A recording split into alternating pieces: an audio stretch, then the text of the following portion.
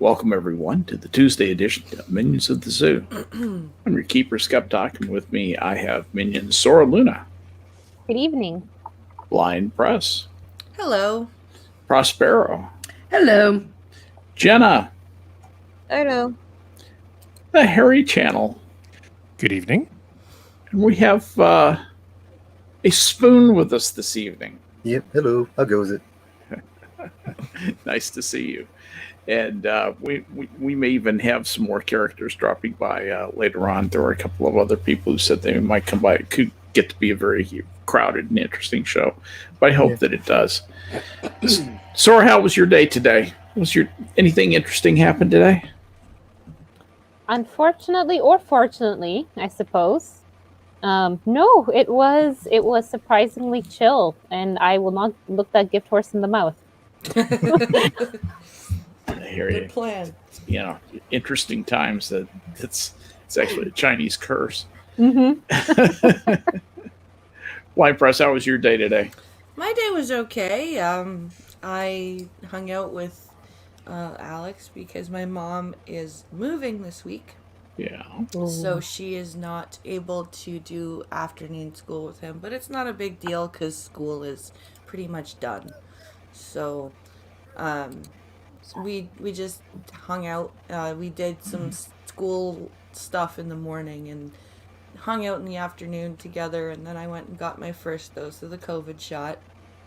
Found out I was a zombie, and now I'm okay. And now you're okay. For those of you who are going, what? My vitals were all... I felt a little bit faint after I got the shot, so they took me back for some assessment, and my vitals were... On the low side, shall we say. Very low. Very low. But fortunately, she's yeah. with us, and you're okay. feeling better tonight. So let's hope that holds. Good. Excellent. Prospero, my friend, what you been up to? Not much. Today was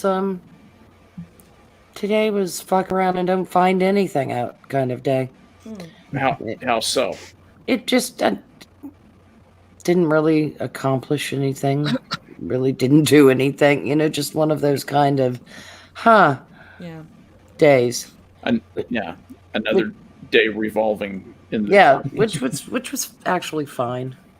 That's fine. Not every day has to be, oh dear God, what time is it? Am I supposed to be someplace? You know. Yeah. Nice to relax every now and then. Yeah. Tell me about it. It was. How was your day, Skep? Oh, my day was actually pretty good. Lots of work to do out in the garden, and it's coming to my attention that I'm not doing enough. Oh dear. So I've got to do more. So I'm going to be doing more and out there. But that's just fine. You're telling me that de-penising a fence with cucumbers or what was it? Carrots or cucumbers? Yeah. Isn't hard enough work? I'll tell you, man.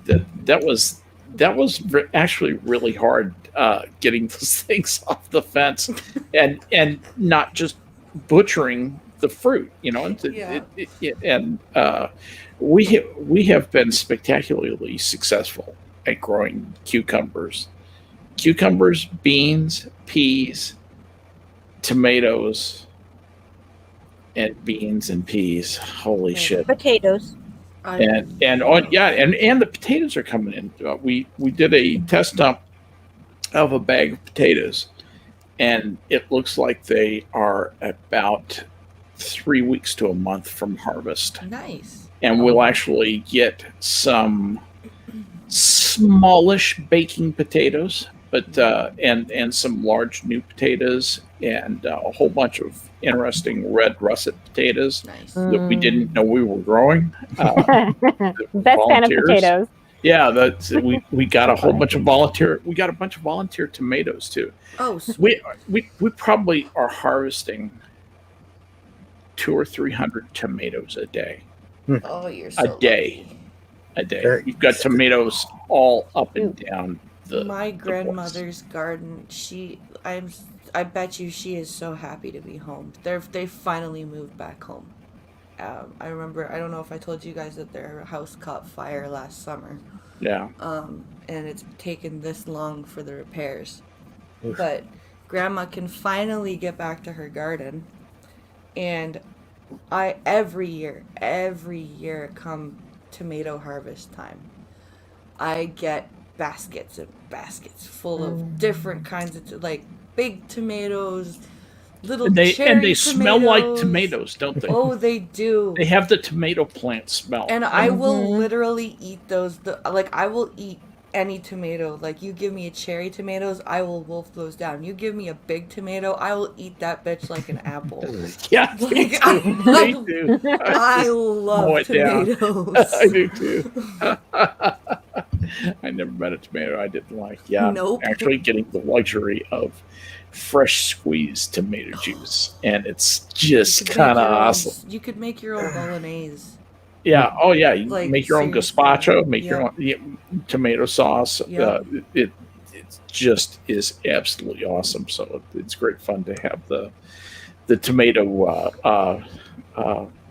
the Red River here. It's which is actually the border between Oklahoma and Texas. But anyway, be that as it may. Spoon, what have you been up to, man? Not much. It's been hot today. I had the three digits today, so Just laying low. Yeah. And I went to the shelter and I hung out there for a while.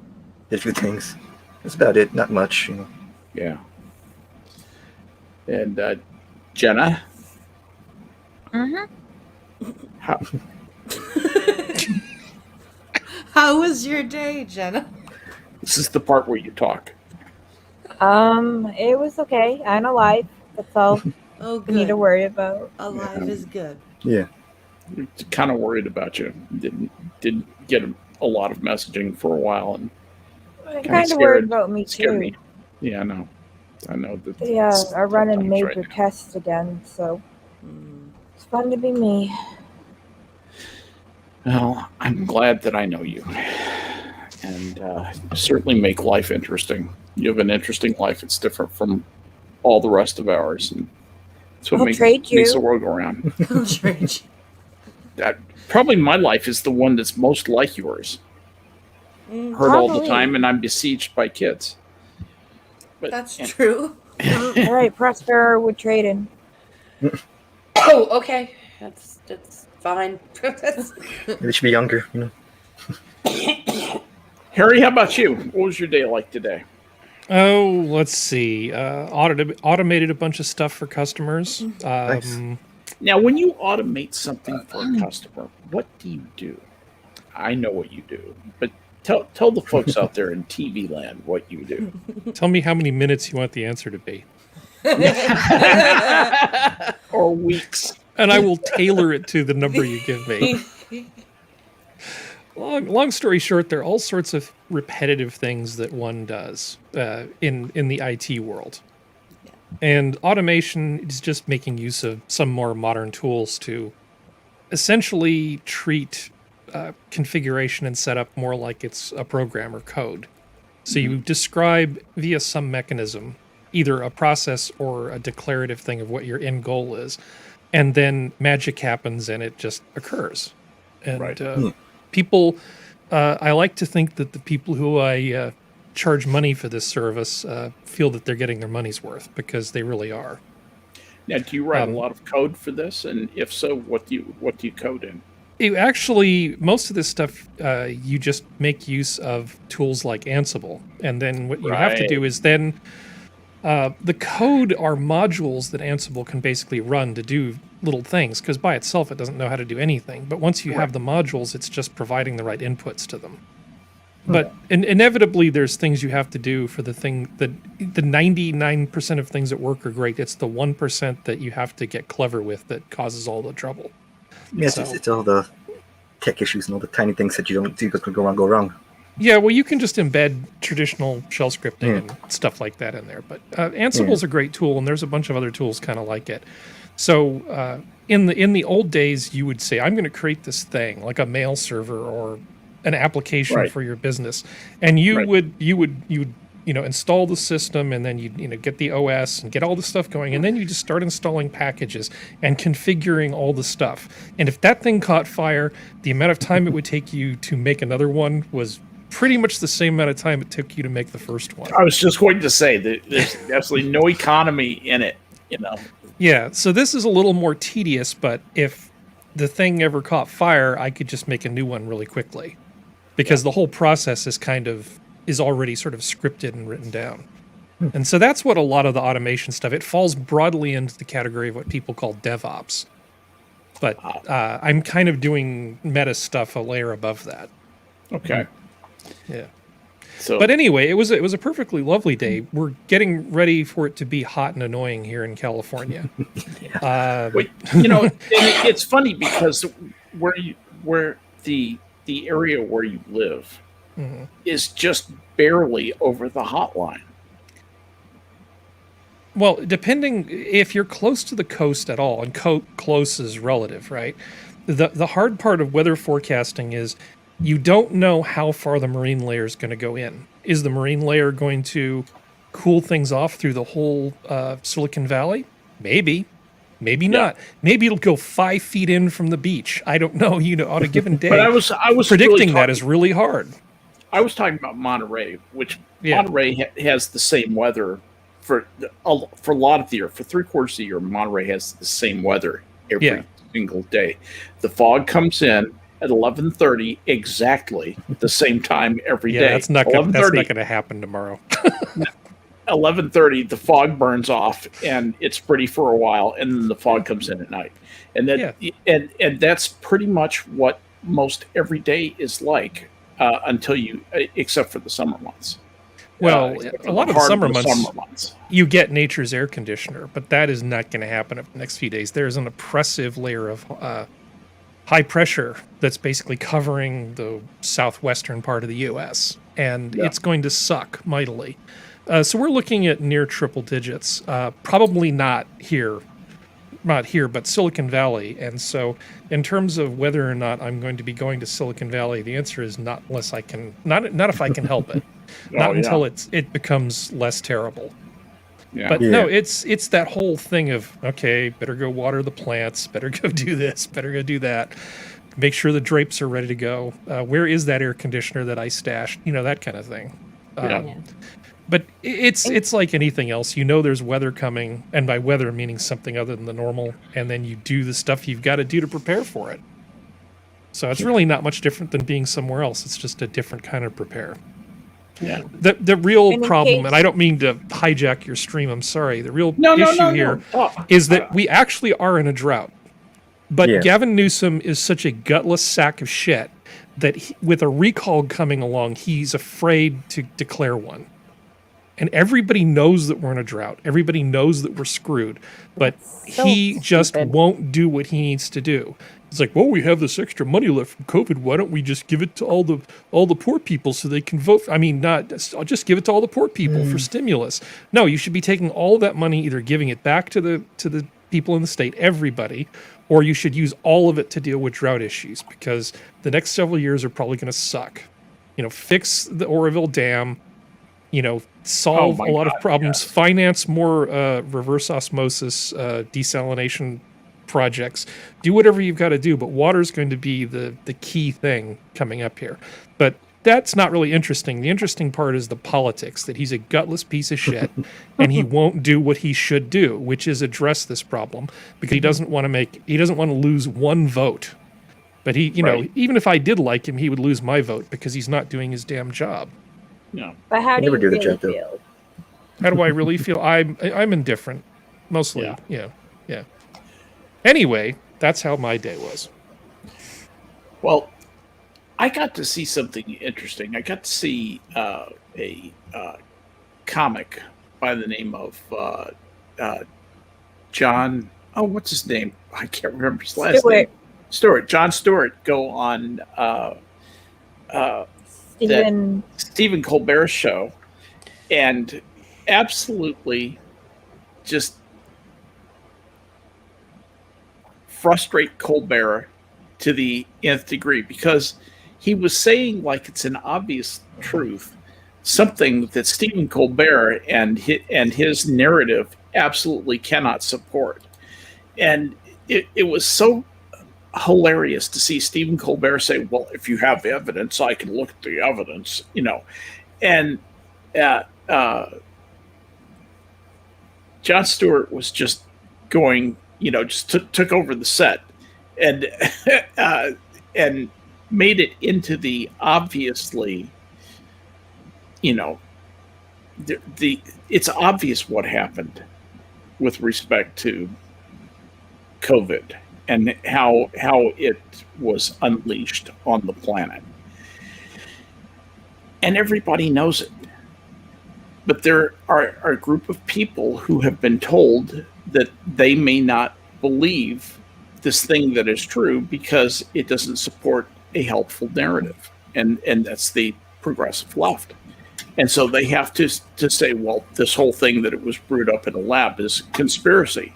Even though there is proof after proof after proof, there's biochemical proof. There are, it's overwhelming. It's very apparent. They have been looking for COVID in wild bats everywhere because they think it's going to vindicate a different point of view. And they have looked at thousands and thousands of bats. Not one instance of COVID among bats in the wild. And they're trying really hard to find them. What's the most entertaining is they do know that there were bats at the lab.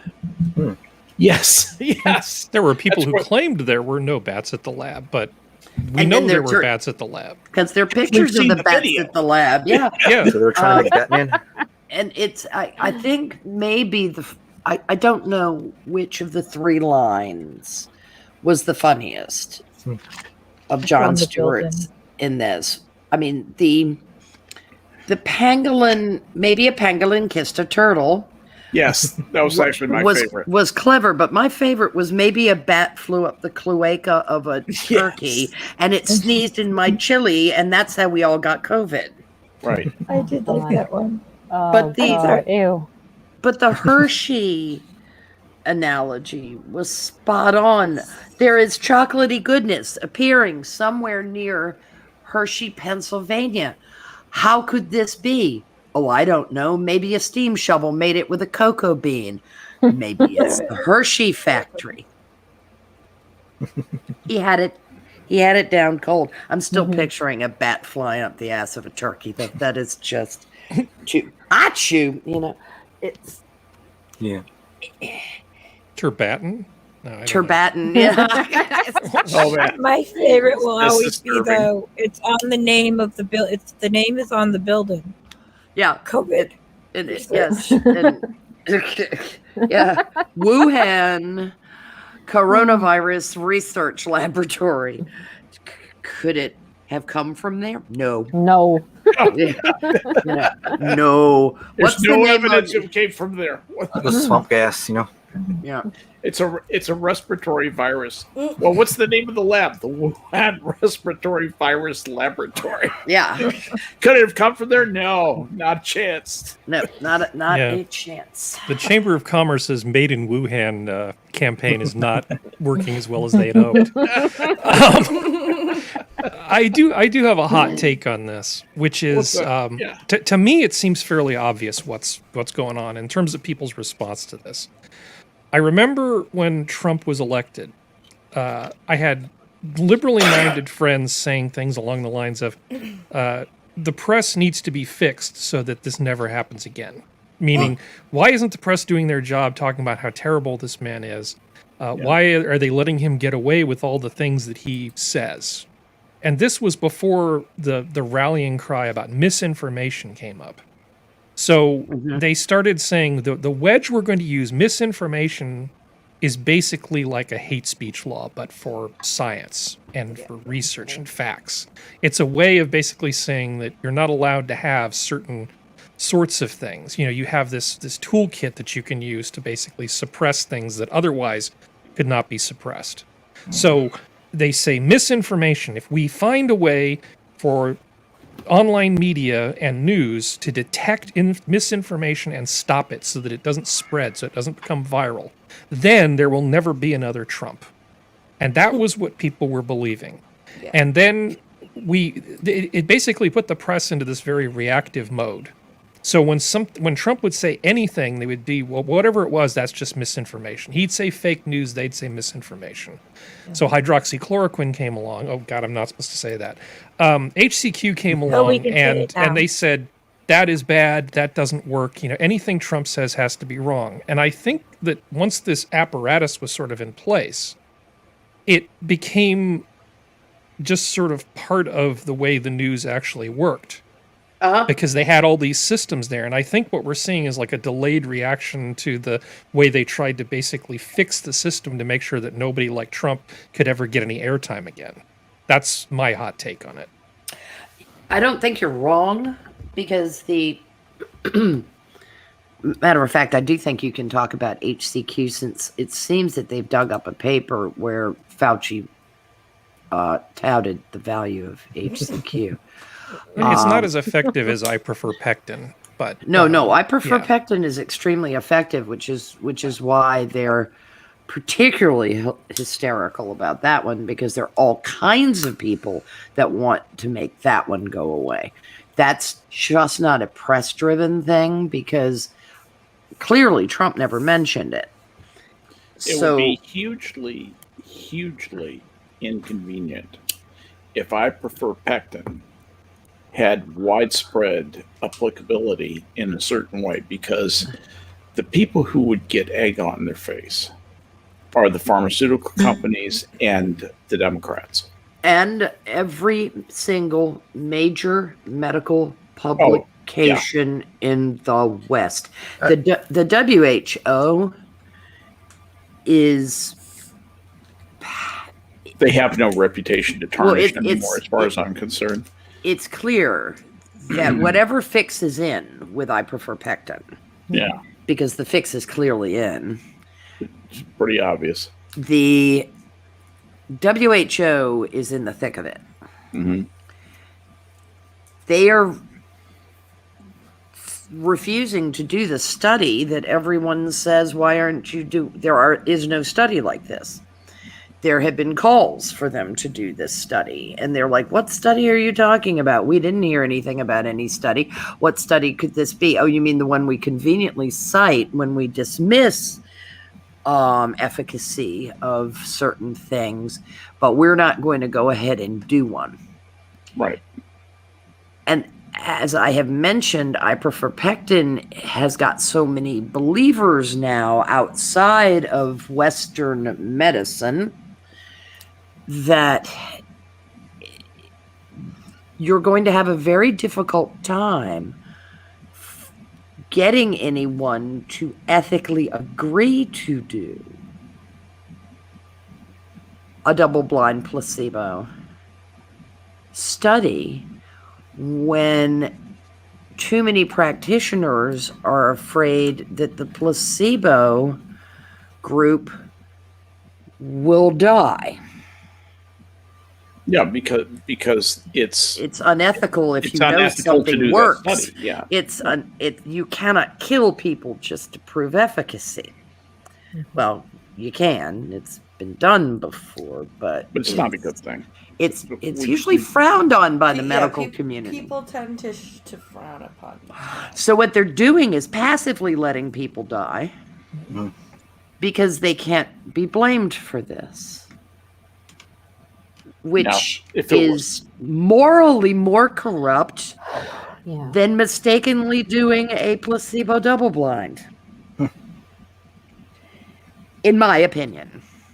That at least would be genuine inquiry, where this is malign neglect. Yeah.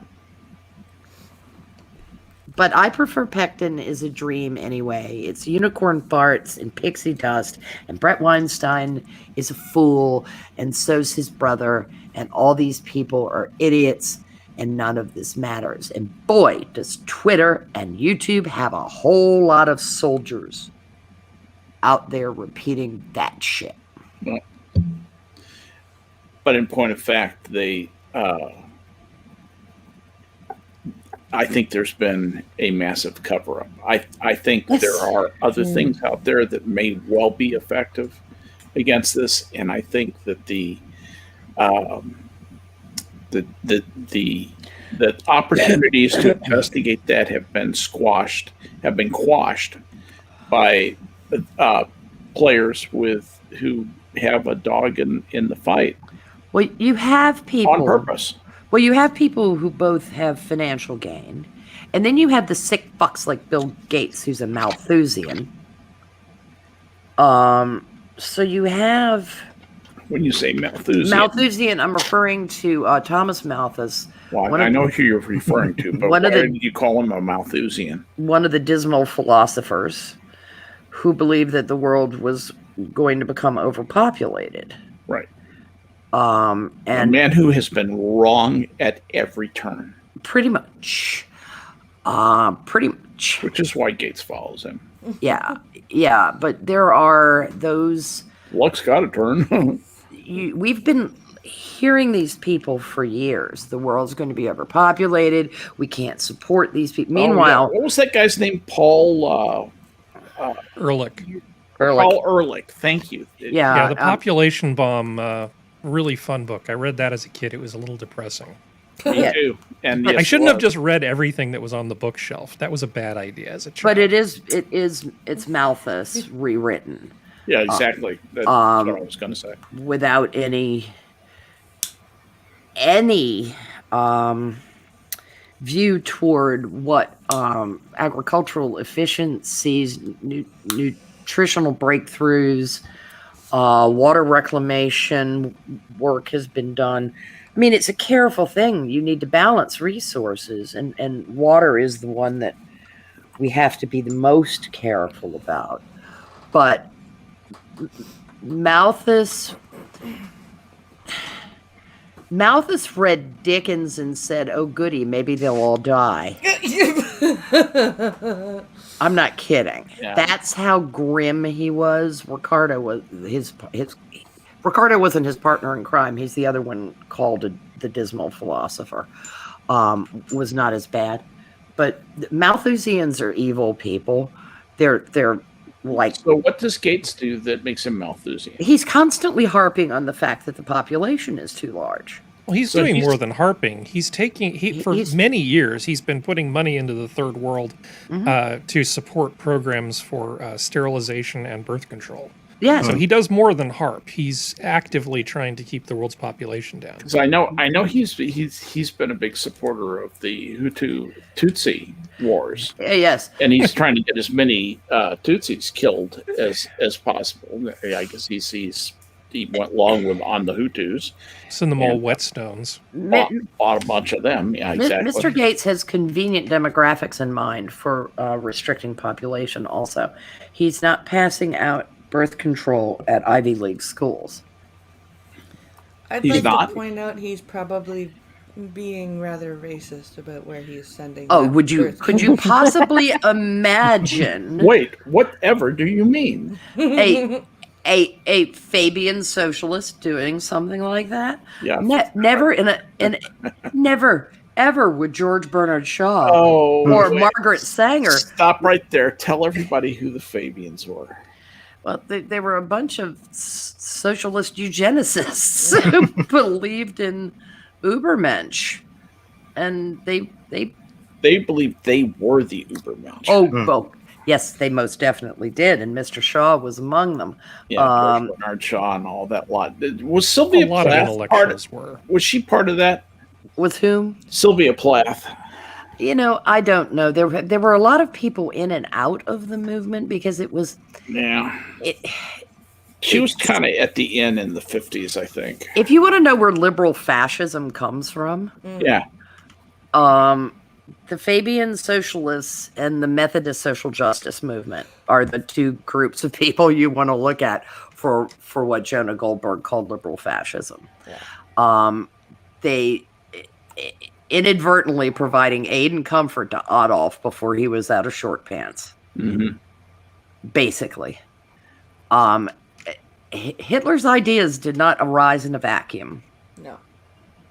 It was very fertile wasn't his- ground. Group called the National Socialists. Yeah, something like that. Is that how that worked? I think so. I think it had. So if you had a I think it had strong Workers' government- Party in it too. Yeah, if you had a strong government industry relationship and a socialist, planned economy, you could have that kind of national socialism, couldn't you? Yeah, I'm just sorry we never pitted the Fenians against the Fabians. I think that would have been fun. It just would have been fun to watch the That's scoreboard. it. That's absolutely what I mean. I mean, there is a side of me that in dealing with murderous fucks, that you really would like them to engage with each other and just sit back and pop popcorn. Do you mean the Fenians? I think you mean. Yeah. The Irish. Yeah, that's what I thought. We had a big Fenian problem up here as well. Yeah, but the Fenians going after the Fabians That could would have been amazing. that would have been a net gain for the world, but little things like that don't occur. And now we have Joe wanting people to rat out members of their family for being extremists, and nothing about this seems the least bit Stalin-y or Nazi-y or anything.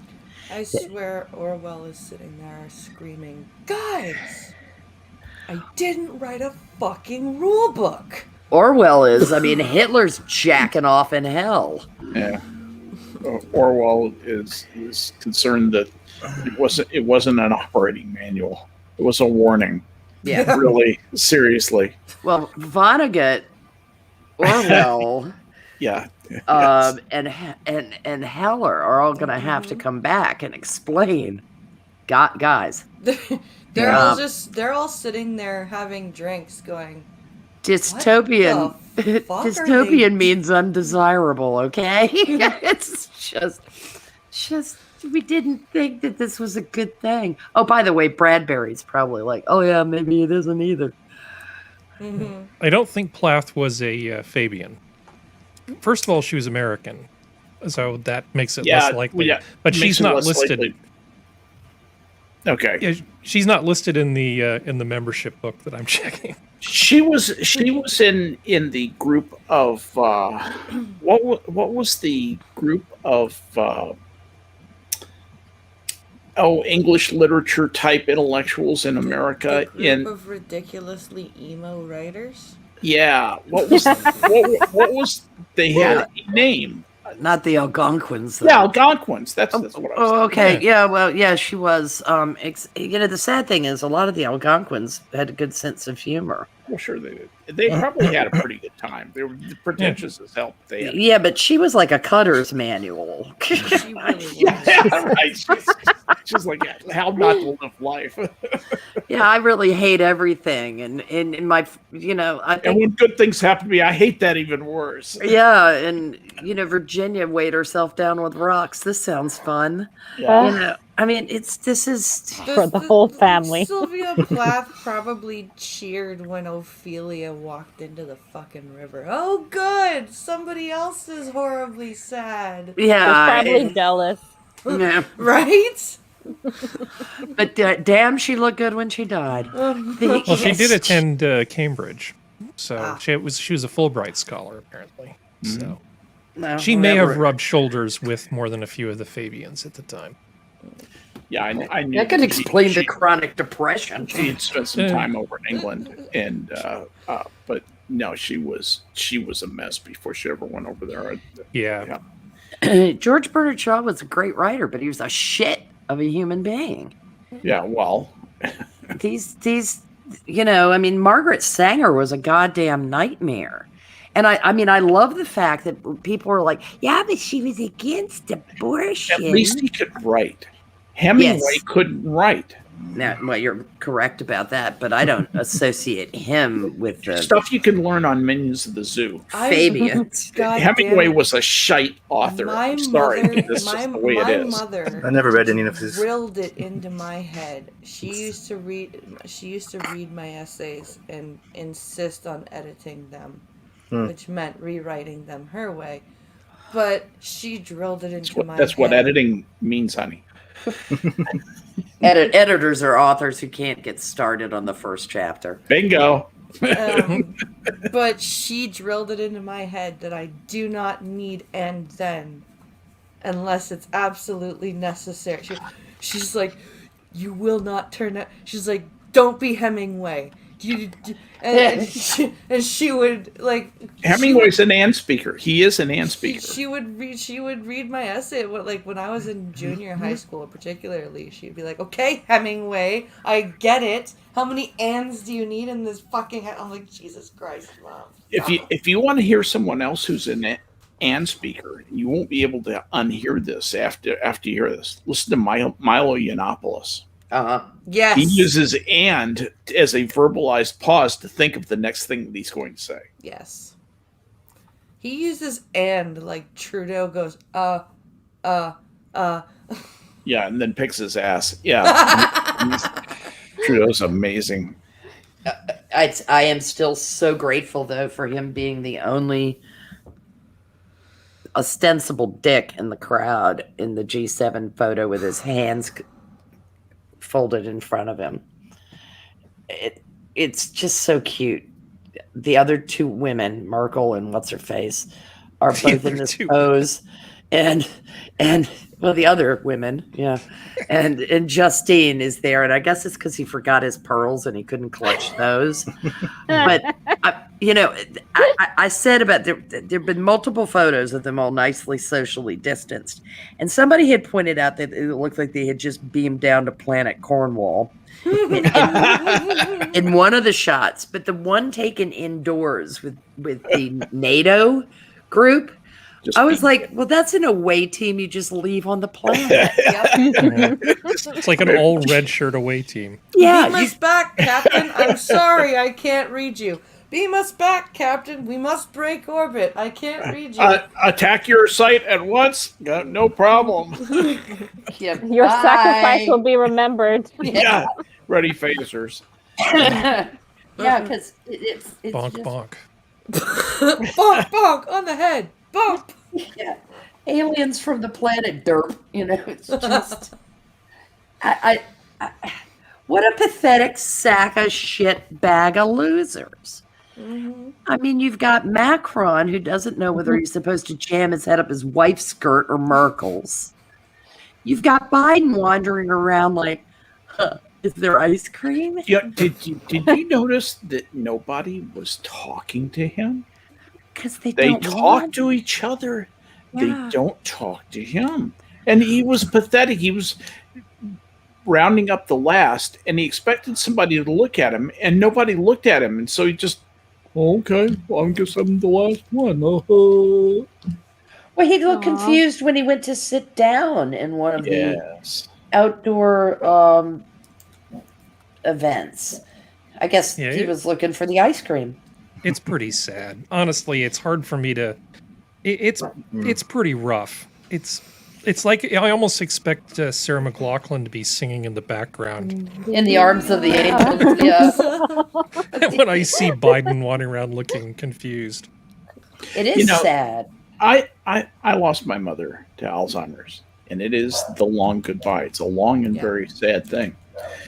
When I see Biden, first of all, he doesn't really have the same types of symptoms that my mother had, even when she was early on in the disease.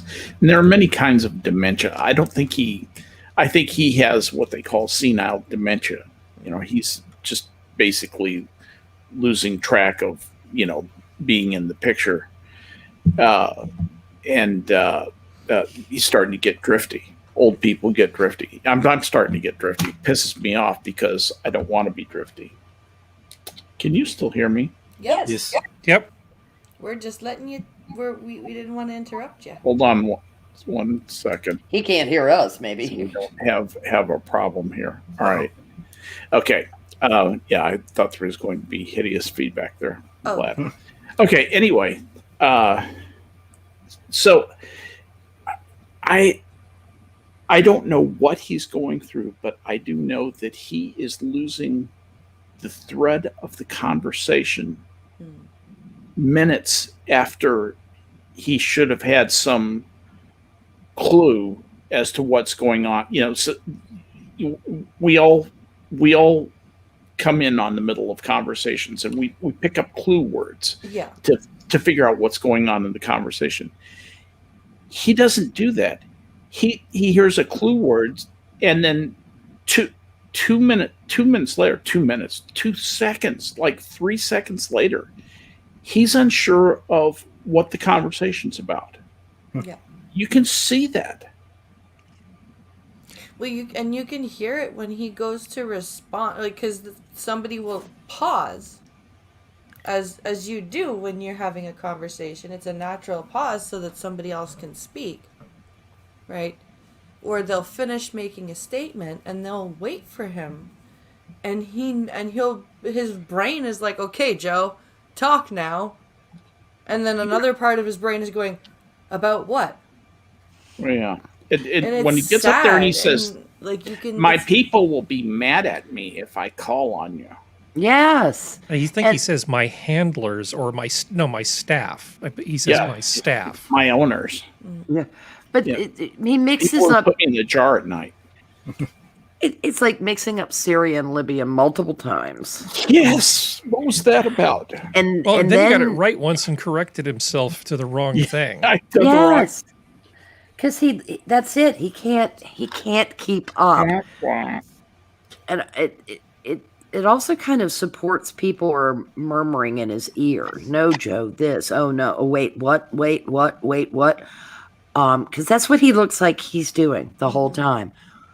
Wait, what? And it is terribly sad, but the number of people who keep saying it's a stammer. You don't say Syria for Libya in a stammer. If somebody says stammer to me one more time, you're gonna mom see me in tried the that with news. me. My mom tried that with me, and I was like, Mom, that's not that's not how people with stutters or stammers speak. They don't. Porky they don't- Pig goes. That's a stammer. Yeah.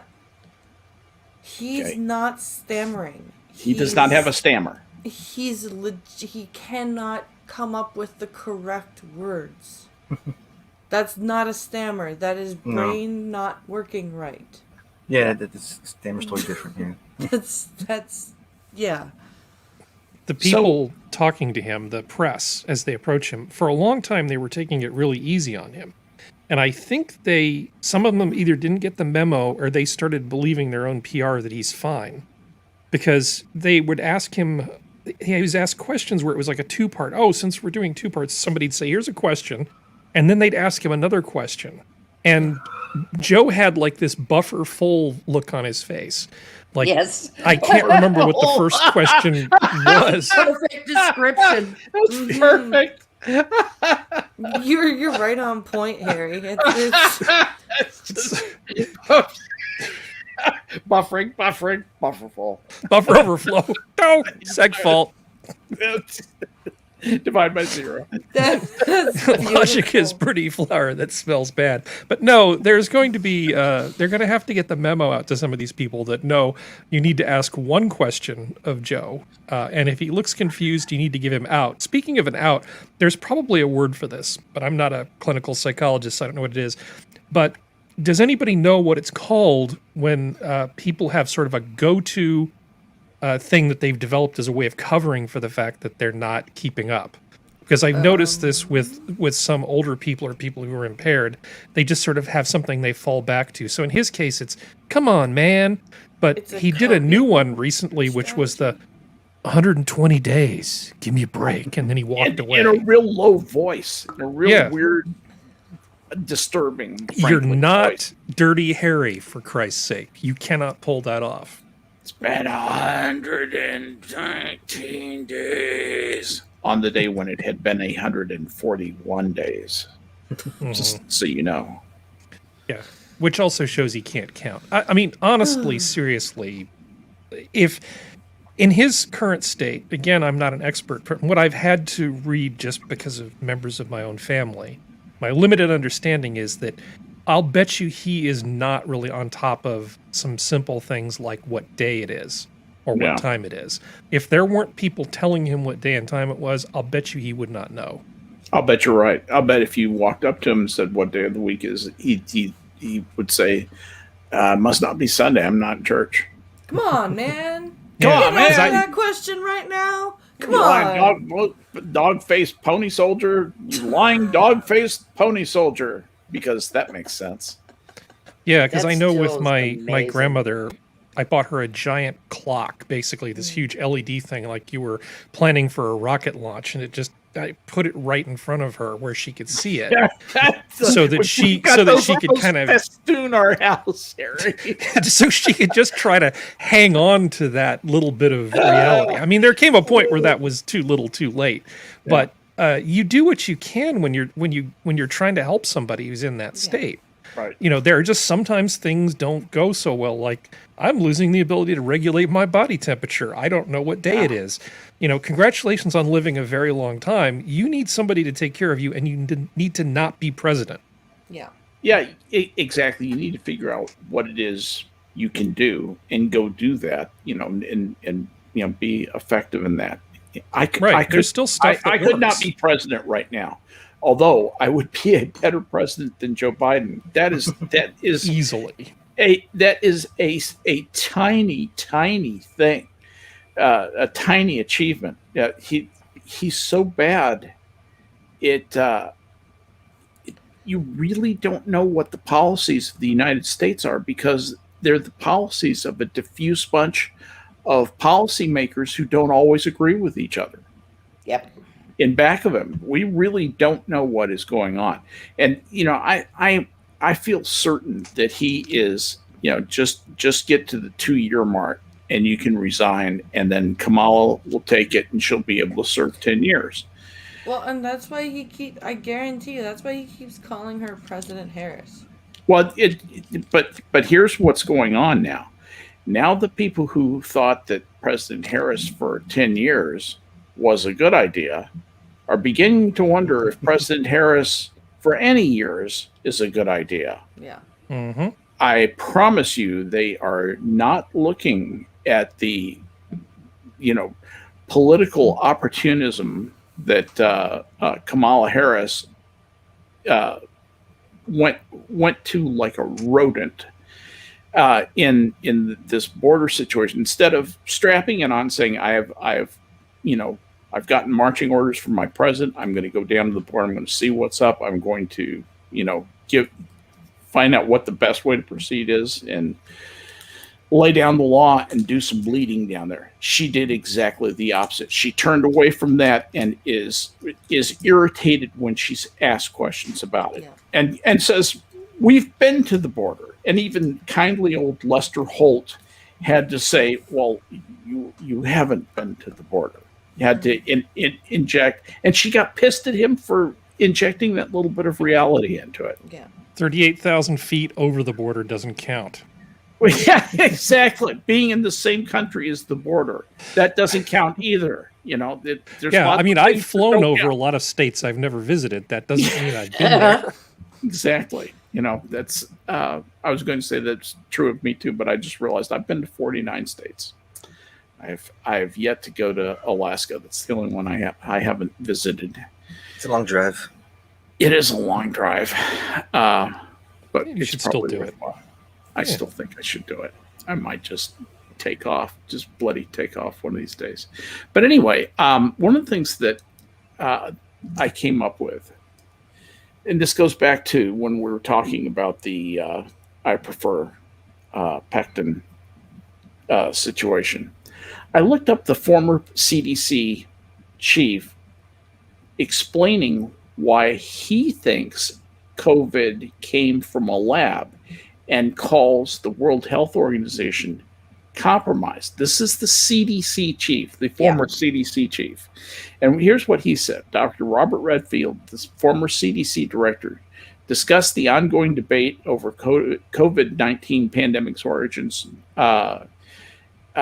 with Mark Siegel, who is at Fox, and he's one of the doctors there at Fox. And Redfield argued that COVID-19's efficient human-to-human spread contradicted the behavior of the other deadly coronaviruses with similar profiles, such as SARS and MERS, which first reached humans through animal contact but spread at a much slower pace. And he basically said there should be no debate on where COVID-19 came from. This is one of the greatest cover-up attempts in American history.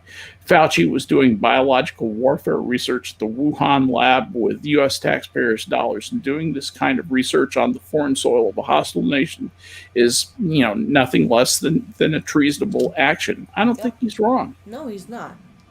And it's fucking terrible because we've got Fauci doing that craziness, and then we've got freaking the head of the microbiology lab in Manitoba basically admitting that it makes sense that the Chinese went to them because they couldn't get what they wanted from the States. The CDC wouldn't give it to them, and they knew that. And so they went through Canada because they knew they could get the clearance. And they did. And they got Ebola. And they got something else. I can't remember. They got 2. Great. And then the RCMP escorted them out. And now whenever anybody asks any Liberal MP in the House of Commons about it, it's go to the National Security Committee of Parliamentarians that we created, and that answers to us. And also, you're racist because you're asking questions about China. Yes, because China is a race. Yeah. Totally. It's like Muslim was a race, It's like this magical race conference on someone we need race conferred on. Aren't technically Muslims Asians now too? So. Oh yes. Oh yeah. Speaking, I of can't wait for somebody to refer to the Chinese as a minority, because that would be really fun. Usually I go on about what Ilhan Omar has said, but this is something that was said back to her recently, and comes from the terrorist organization Hamas, who thanked Ilhan Omar for her support. Oh, of course they did. I want you to think about that for a minute. Huh? A U.S. politician has just been thanked by a group of people who want every Jew on the earth killed dead and in the ground. And then they're coming for the Christians when that's done. Yeah, exactly. They want a caliphate. No ifs, ands, or buts. Can't have an Ummah with all those pesky Jews and Christians. Yeah, the non-believers. And so people are celebrating the fact that she was thanked by Hamas. She is celebrating that she was thanked by Hamas. These are our politicians. Rashida Tlaib and Ilhan Omar are 2 of the most anti-Semitic people on earth. Not just in the country, on earth. These people hate Jews with a passion that is almost holy. You can't get any more anti-Semitic than these people are. And they are representatives in our government. That really gets me. That I am taken aback, as we used to say back in the day. I am absolutely surprised that we don't just do something about that. We don't get rid of them like tomorrow. But they're if we did that, we'd be racist, and we don't want to be racist. Even though they're being racist, we can't call them out for it because we're white, you see, and they're not. So if we called them racist, then we would be just horrible people. The problem is that all this nonsense costs us money. Yep. Costs us money, opportunity, and time. And human lives. Yeah, Let's not forget that part. Yeah. Some people did some things. Mhm. You know. Oh man, that she became my permanent enemy, blood enemy for life. The day she said that. Yep. You don't have to go too far down that road to basically have me write you off. And I wrote her off at that moment. She is irredeemable. Somebody you already what knew. she's doing in Congress. She's proud of it. You too. already knew she was like that, though. This just confirmed it. Oh yeah, well I knew she was like that. I've known what story there was for a long time. Put it this way: simply because she was a Muslima did not put her in the category of someone who supported terrorist acts against the United States in the name of Islam. Muslima. That's Muhammad coined that term, didn't he? I think so. Yeah, Muhammad did. Yeah, that's right. Um, Along with Latinx. yeah, and the feminist icons. Oh yeah. They're feminist icons. Absolutely, because nothing says feminism to me like a hajib. Oh yeah. Like a They wear them because they choose to. Of course they do. They choose to not get hit by their male relatives. Absolutely. They choose not to be whipped. That is a selection. It is a choice. It's a limited choice, but it is The a choice. libertarianism of Islam. Yep. It's rather stunning, and it's and interestingly a more modern day iteration of Islam.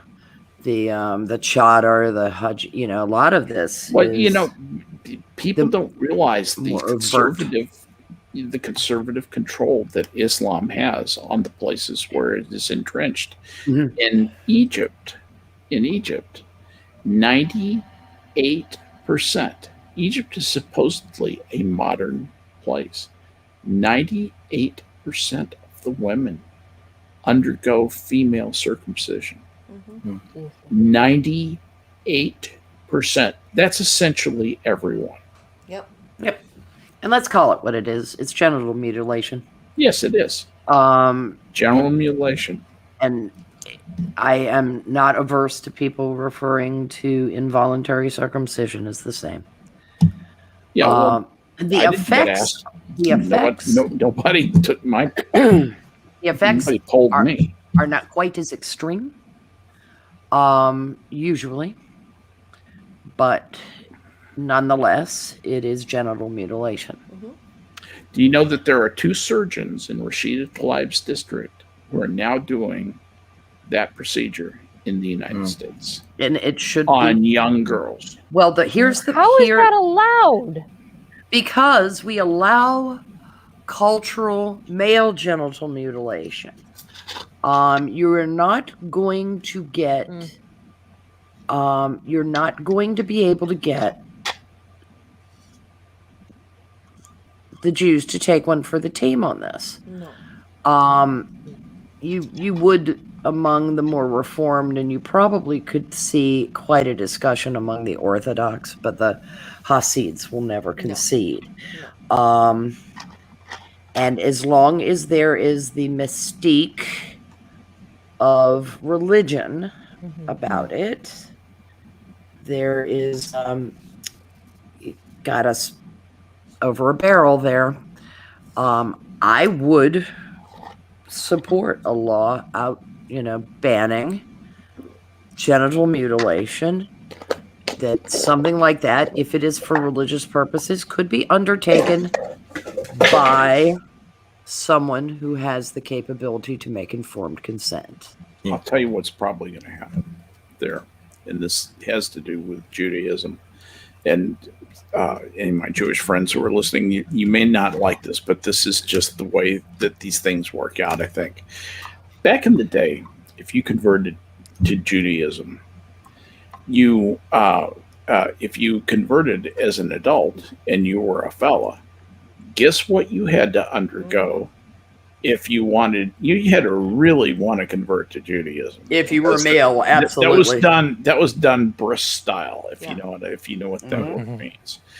And so it was quick and gross, but and painful.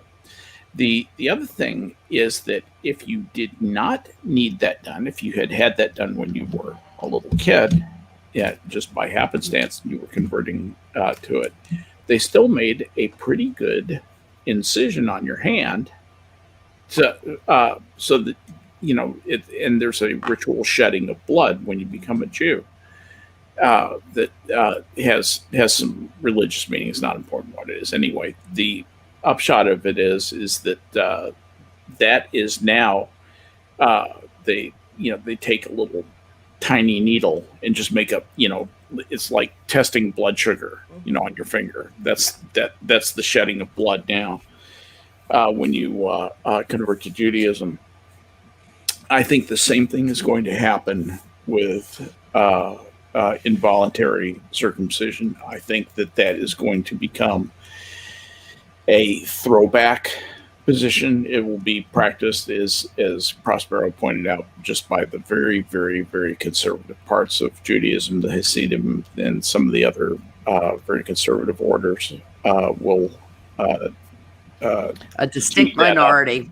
Yeah, and the conservatives will slowly give it up, and the Reformed people pretty much have already walked away from most of that stuff, and they're culturally Jewish, but that's about it. Now, most Jewish kids, most Jewish boys get circumcised when they're little itty bitty kids, and don't have any.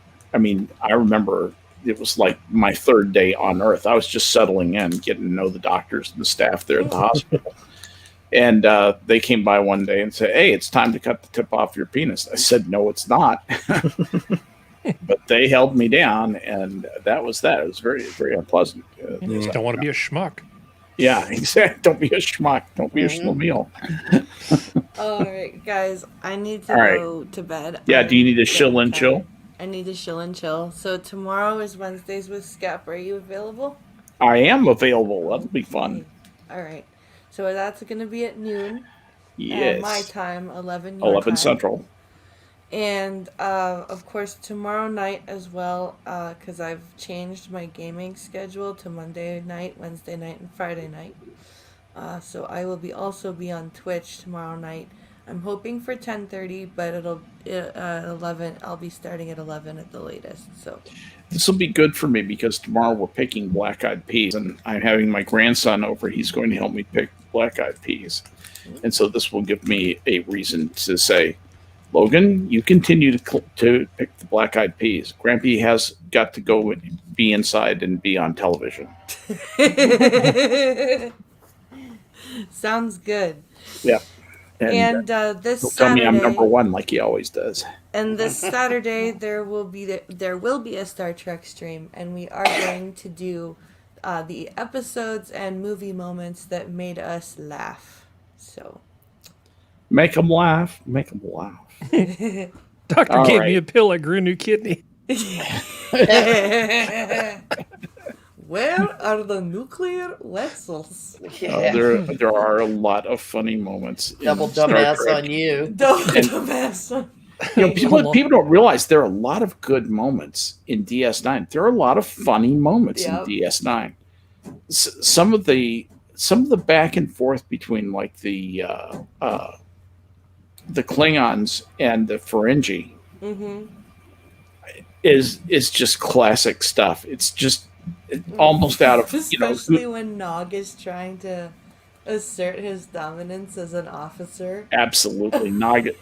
Nog's character arc is just a thing of beauty. So anyway, there's lots of fun. Please come and join us, guys. Thank you, Blind Press, for being on the show tonight, and get some sleep. I shall. My second dose was worse than my first. My first, I just felt a little bit tired. The second one, I actually felt a little bit sick for part of the day, but that was about it. Well, it hurts So- to move my arm right now. So That is Yeah. absolutely normal, and Okay. That's, it's everybody seems to get that. Yeah. well, it's also you had what, Pfizer? yeah. That's a pretty good indication that they gave it intramuscularly and Yeah. didn't hit a vein because Yeah. Oh, No, God. the lady was very, it's what it's supposed to do. yeah, the lady was very good with the injection. It was not a. I've had injections where they've put it in and then like must have missed, and like instead of removing and trying again, they've just been like wiggle, wiggle, wiggle. Oh, Yeah. yeah. I hate that. So that was nice that Let me didn't find this happen. vein here. Yeah. That's usually when you get that, is when they're putting in a shunt or something like that, and that they're trying to find the vein. Yeah. And it's here just a second ago. This is especially women's veins. Women have little veins. They just do. And Yeah. It's hard to find them. So, all right. Well, go get some sleep on. All right. I'll see you tomorrow. All right. That's See And you I'll tomorrow. see you Thursday, Yeah, Prospero. Thursday. Okay, great. Thank Okay. you. All right. Night, guys. Good night. Bye. Night. Good Have night. Yeah, man. The it's been interesting. I've been watching Dr. John Campbell talking about the value of aspirating a needle when you're doing What's he been talking about? That well, you've been watching. he has been talking about the value of aspirating a needle. He actually wrote a letter to his MP, and it got passed up the line, and nobody's interested. One of the reasons he was bringing it up was the very rare yet noted instances of myocarditis Mm. in predominantly males, predominantly under age 40, after the Pfizer vaccine. It had something that Israel noted in their case tracking, and there have been cases in the United States. And because of the mechanism of the way the mRNA vaccine works, Mhm. they've been a little concerned that when the messenger RNA is doing its thing, the development of the proteins is occurring if you accidentally hit a vein in giving the vaccine, that it may be landing in the heart muscle and therefore causing the inflammatory response, because that shoulder pain is inflammatory response. That's not unusual and actually pretty normal for these mRNA vaccines. It's why they're giving them IM. Well, I mean, there's a lot of reasons to give this IM. It's It's supposed to be IM. It You is. give them subcutaneous, which is actually where they miss it. They don't really miss. They tend to not miss this. And I just know. I know a lot about. Well, I know way more than I should about giving. Well, a nurse wrote him to say you'd be surprised how many times when we aspirated on IM injections, They get blood back. we got blood back. Sure. Now, on hot days in particular, because of vasodilation, with the heat, and the they're not interested in his concerns, and he's like, okay, I guess you're not interested in my concerns. I mean, I think what's going to pan out down the line is with some of the side effects that we've seen, and they are rare.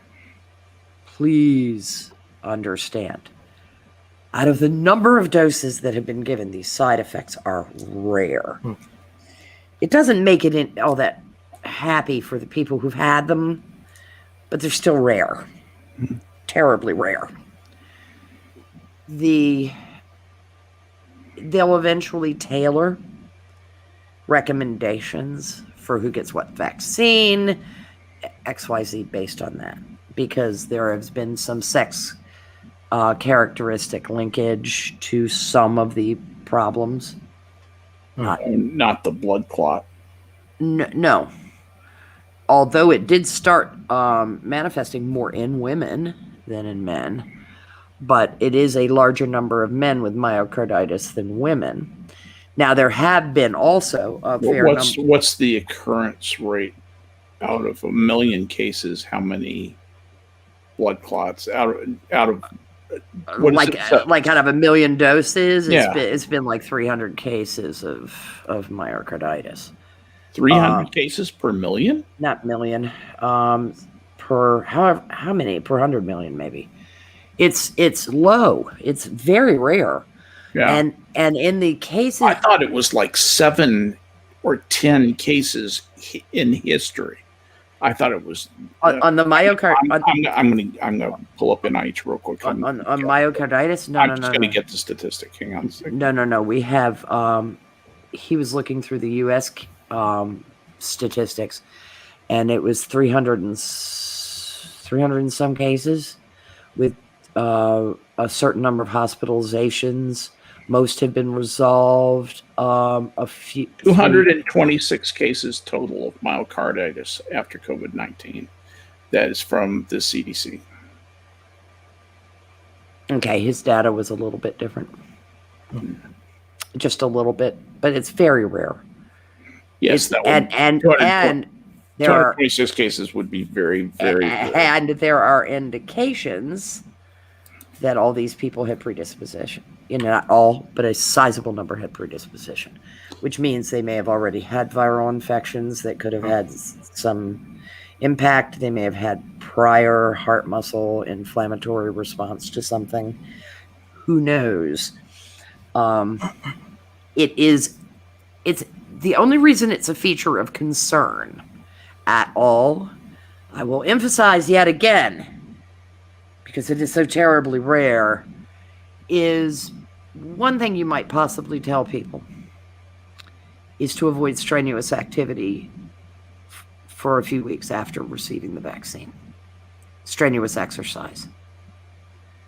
That would be where myocarditis would be the most dangerous. Most people have presented with symptoms. Some, of course, they're sure have had it and been utterly asymptomatic. Did it resolve on their own?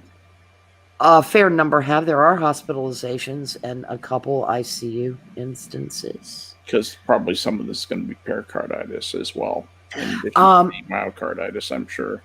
In fact, it says yes. Yes, they are mixing those myocarditis or pericarditis.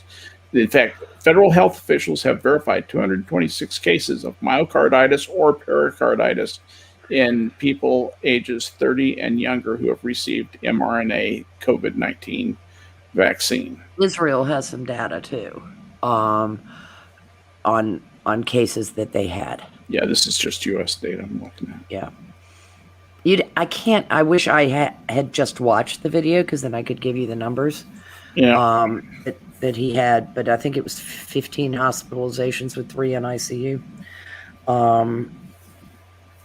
Weird to have pericarditis in a child. That's just rare as hen's teeth. Yeah, it's interesting though. I actually dated someone in college who was diagnosed with pericarditis at around.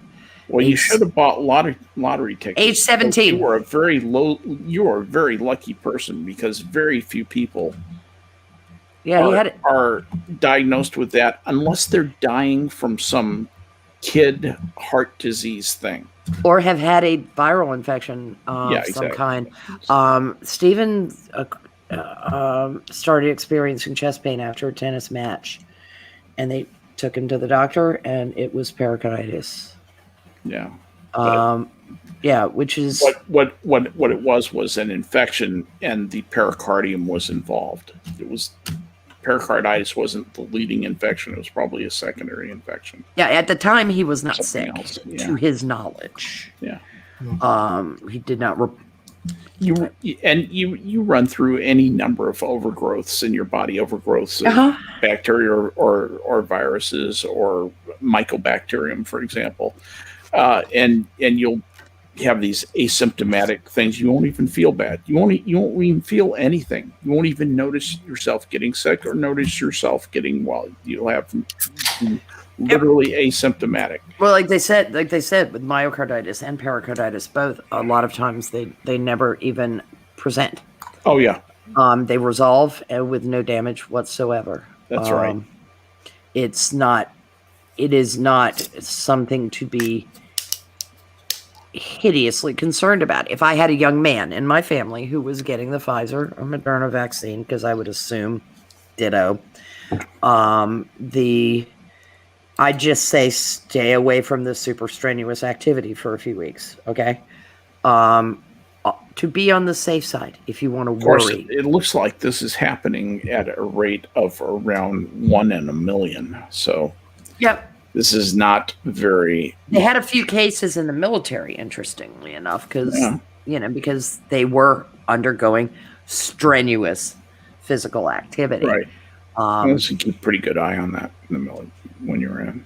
Yeah, and it's just that this is something that popped up in Israel about a month ago, maybe 5 or 6 weeks. It's a Jewish problem, is what you're saying. No, it's because of how they're tracking the vaccine.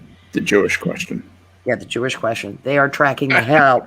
They're tracking the hell out of the vaccine. Yeah. And all reports of all side effects, including like the sore shoulders and that kind of stuff. They're just they're doing a big data collection, which is incredibly useful. Yeah. Which is why the assholes who are on Twitter and Facebook running around saying, I feel so sorry for all you people with the vaccine. You're going to die in 3 years. Fuck straight off. Yeah. Yeah, I've had about all the fun I can stand listening to the anti-vaxxer nonsense. But they all gave their kids the MMR, okay? That's what's retarded about this. And they're no more consistent than the left. No, they aren't. And they are absolute jerks. Yep. They and you cannot reason with them. Nope. Because you drank the Kool-Aid, and it's like, no. Yep. No, I actually just happened to stay awake in science class and don't see ghoulies and ghosties and long-leggedy beasties around every corner. But if I make a comment about that on Twitter, there will be 10 people who feel the need to write me a tweet or a DM saying that I'm not a patriot, and they are blocking me. Oh, absolutely. Well, I have not engaged any of them, particularly the followers I picked up through you, by the way. The Patriot crowd. Yeah. Because the red, white, and blue folk. Oh, it's the order of the red, white, and blue at times that I suspect. Yeah. No, there are a lot of well-meaning people who just glom onto that point of view, and they don't know very much about it. They want they want things to go back to the way they were. That's right. Before the pandemic, You're when so right. the God Emperor was assured a second term, and all was going to be fine in their world. That's right. And they're as committed to sticking their fingers in their ears and going la la la la la, as any leftist. And boy, do they get mad if you tell them that. Yeah, no, it's tiresome. I'm tired of the extremism on both sides. I really am. I'm tired of the right doing its stupidity. I am tired of the neoliberals and the neocons who want to go back to war. I'm real tired of that. Yep. I can't even tell you how tired of that I am. And I'm tired of AOC and that nut job crowd on the far left. Sometimes I'm tired of the middle, too. I'm sorry, but some of the libertarian stuff gets a bit annoying sometimes. Yes. It's like, do you want to actually win an election? That's the conversation I get in with some libertarians. Do you actually want to win, or do you just want to be right? But it's part of our thing to be insane, Harry. Yeah, I know. We have to take I'm going to wear a boot on my head and be the vice presidential candidate. Exactly. I'm going to wear a boot on my head, be the vice presidential candidate, and we're going to have private ownership of the roads because that makes sense. Oh, yes. It's not how it used to be. They call them parkways. Yeah, that some work. Roads. Turnpikes. Yeah, the way roads developed were developed as a way to get to point A to point B. If you come to Mhm. Texas, you'll see a lot of roads that have people's names in it, and it'll have a hyphenated name. A lot of hyphenated roads in Texas, like Kelly Elliott and Kelly Perkins are two of the roads that are around here. And that was a road from the Kelly Ranch, which was a big ranch around where Kennedale, Texas is, over to the Perkins Ranch, which was over in southwest Arlington. And the other road that he had, which is called Kelly Elliott Road, was the road to the Elliott's ranch. And these were private roads that these guys cut and maintained themselves. And then the government just came in and said, "We'll take that, my boy. Thank you." They're ours Yeah. now. Yep. All your roads belongs to us. If you've been around Boston, Boston is basically a bunch of cattle paths that they paved. And cattle don't walk city? in straight line. Yeah, No, I'm talking. Well, I actually was talking about north of the city. All those places up there, there's not a straight line anywhere. That some of the freeways are semi-straight, but the roads themselves, there's short little segments, and like you have to ask, can I get to Suffolk? No, you can't get to Suffolk from here. Tewksbury maybe. It's physically impossible Don't do that anymore. to get to certain places if you're north of the city, because there are no fucking freeways up there. There's one, but you have to go way. You have to go to what's that state? New Hampshire. Okay, in the interest of reality, folks, there's more than one freeway up there, but that Route 6, you call that a freeway? not Route not Route 6. What the hell? That's on the Cape. No, that hooks. That's how you Dude, get to Kronos, and Route 6 is on the Cape. here I'll put it on. Put up the one I'm talking about. That may be Route 6 West, because who knows? But I mean, 95, which was called 93 at one point, is now back to being 95 because they finally finished the main section of 95. So the numbering went back. It's Route 3. That's what I was thinking of, not Route 6. It's Route 3. Yeah. Route 3 is supposed to be they call it the Northwest Loop, Northwest Expressway. And it's not an expressway. It's a parkway. It's a piece of shit parkway. And the Southeast Expressway. Well, what goes from Braintree south is also Route 3, Pilgrim Highway. I lived off of it, but that's down around Medford. The exit for it's Braintree, Weymouth, Hingham, Marshfield, Pembroke. Yeah, I'm talking about the part that's north of that. Yeah. Way north of that. Route 3 was a north-south. Cut over on 95 and then go up on 3. It's a piece of shit road that should be a freeway and isn't. Boston. What the fuck? Well, because the roads are old too. I had needs. They are old, and if you have lived in Texas, then everything's wrong up there. If you look at these roads up here, I'll share my screen. If you look in northern Massachusetts, you just can't get a let's see, Chrome tab, Chelmsford, Google Maps. There we go. Chelmsford. Yeah. See these little tiny roads that go from like here to here, here to here, here to here. Those little tiny roads are cattle paths.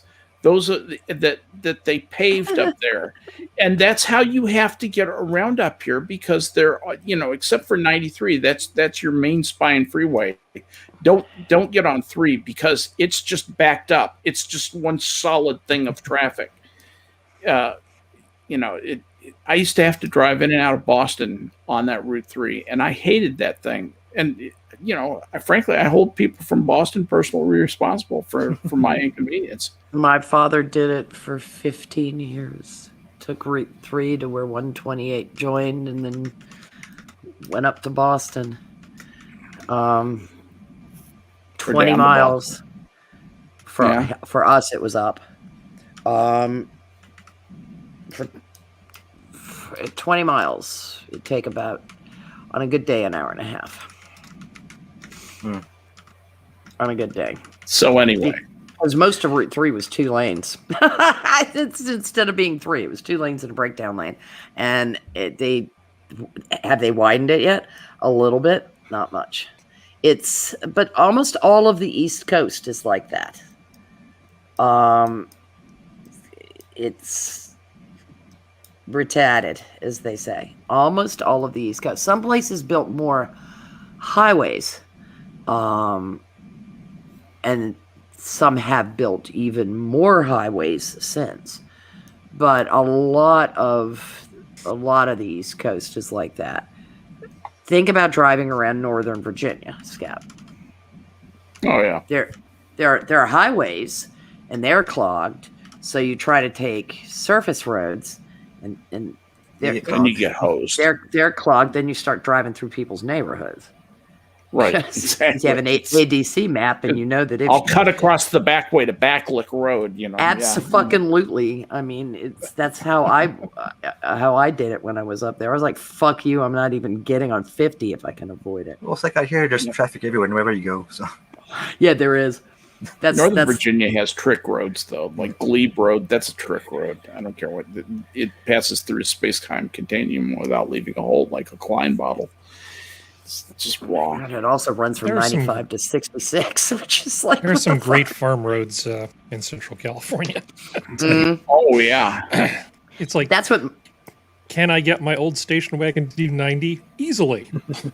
Yeah, that's what most of these were. They were the main carriage path or the post path between towns. I mean, Route 1 in New England is called the Boston Post Road.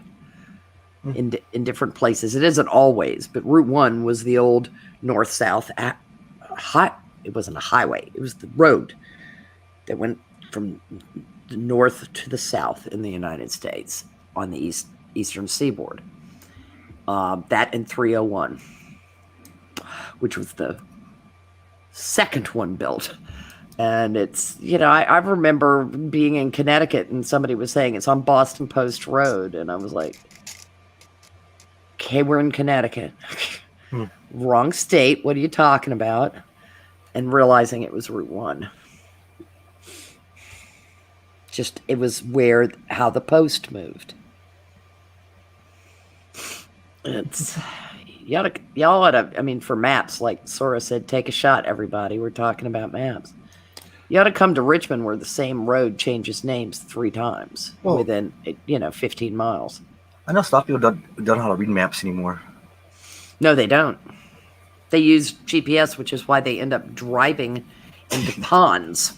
Yeah. Because GPS will frequently show a road being completed when it's functionally a private drive. yes. They're absolutely awful. You'll come to a T in the road, and Google Maps will show a road continuing on, and it's like, but there is no road here. The app WAZE, WAZE, is actually a little bit better than Google We Maps. use Waze. Yeah. That is so cool that you use that. Mm-hmm. Yeah. It's a great way to find out whether traffic's backed up simply because it's backed up, or whether there's something that's going to keep you sitting. Are you a good citizen? Do you input into Waze and when you notice something on the road, like police or a stop car? Yes, usually it's Waze is the new version of flashing your lights at somebody that there's a cop waiting for them around the corner. It is kind of. And I still am a light flasher, and I'm not sure if anybody knows why I do it. No, well, I would, and I always appreciate it when somebody doesn't. I always try and warn people. For you youngins, if there was a cop poised to pull people In a speed trap. in a speed trap, for the people coming toward you, you would flash your headlights at them, and they'd slow down, so they'd know that it was a signal there was a cop. This was before. They still flash back at me every now and then. Somebody will flash their lights back saying, "Hey, got it, thanks." Well, it's like And the if- great signal to truckers. You know, truckers will give you the light flash that you're clear of them and can pull over. Oh yeah, And you know, they really appreciate it when you do that when they're passing you at night. For Yep. example, on the freeway, Mhm. always flash your lights when they get clear of you, because it's really hard for them to see that they have made it, and that helps them a lot. and if they throw their caution flashers on really quickly and turn them off, that was thank you. You just hit your cautions and they plink plink. Yeah. You know, that's basically your thank They'll you. flash their whole light set at you. Mhm. But yeah, Either way will work, but it's just because what people don't understand about trucks is they think they have the same visibility or better visibility than cars, and they have blind spots that you could park an M1A. It And depends people on the think they angle can and the. stop like cars too. Well, Oh, it depends on yeah. the weight makes them stop longer, so like a train, Mm-hmm. you know. Just wait. Even if they're empty, it's going to Oh, yeah. take them.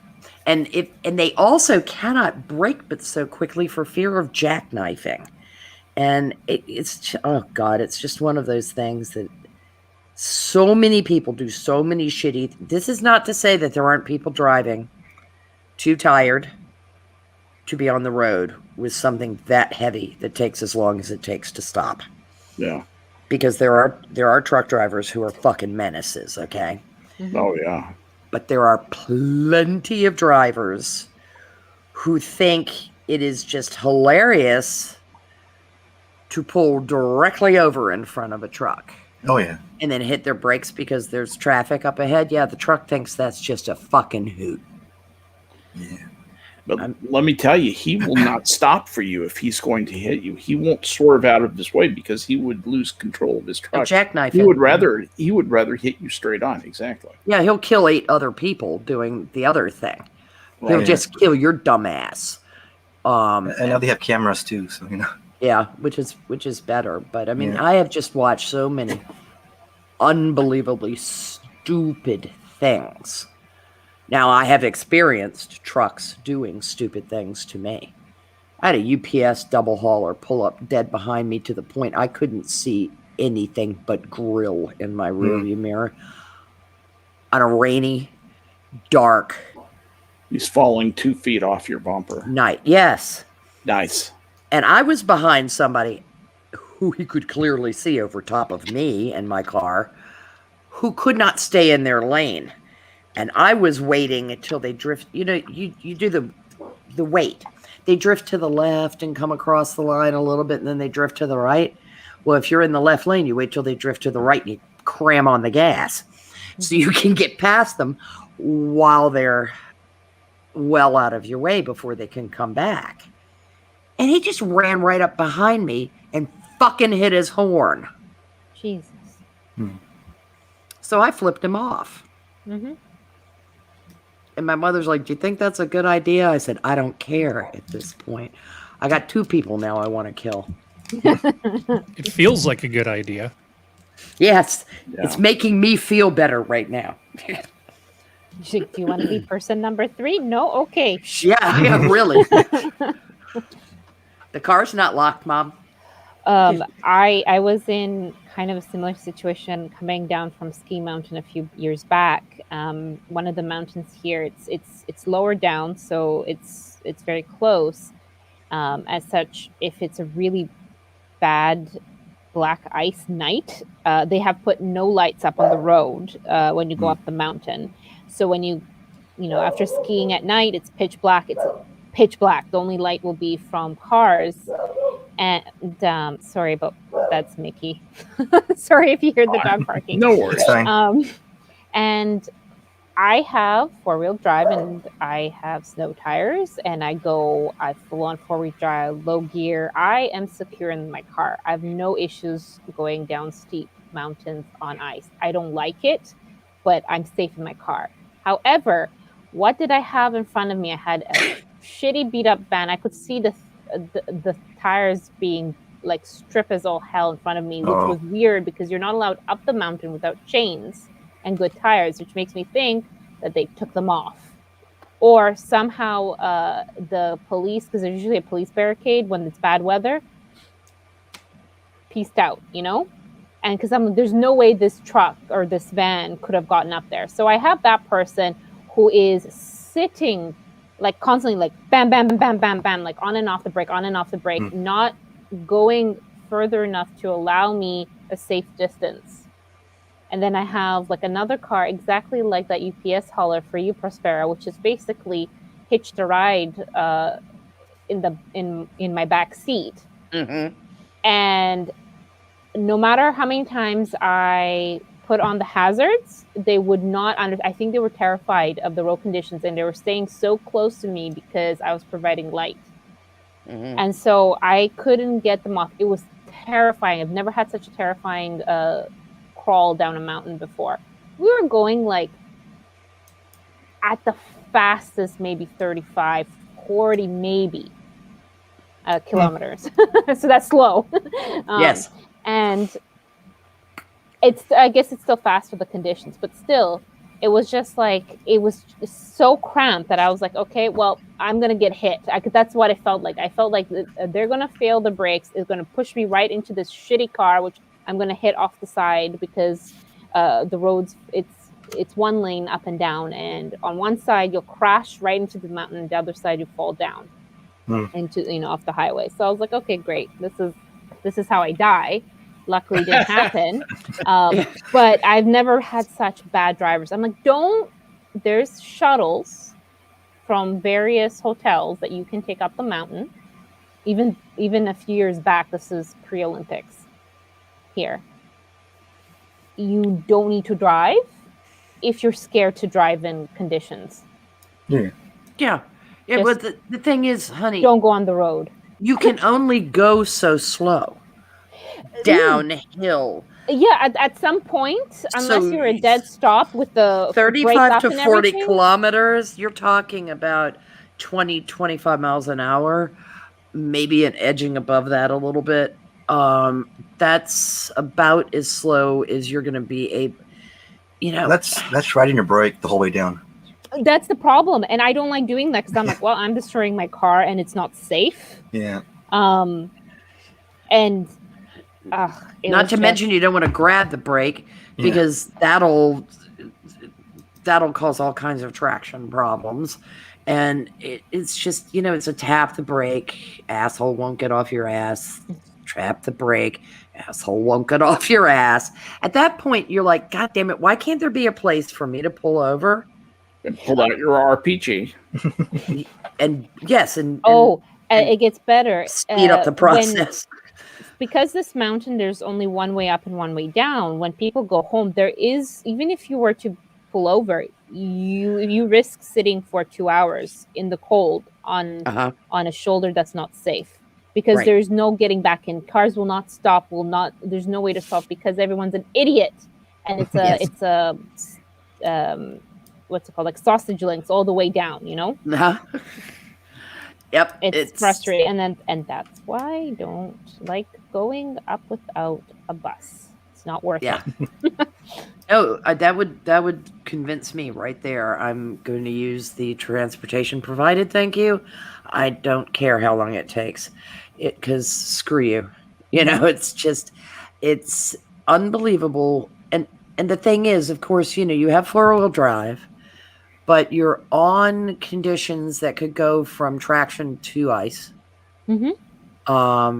And the greatest lesson every American who has to drive in ice can learn, because for some reason we've convinced ourselves that 4-wheel drive makes us invincible. Here's a clue.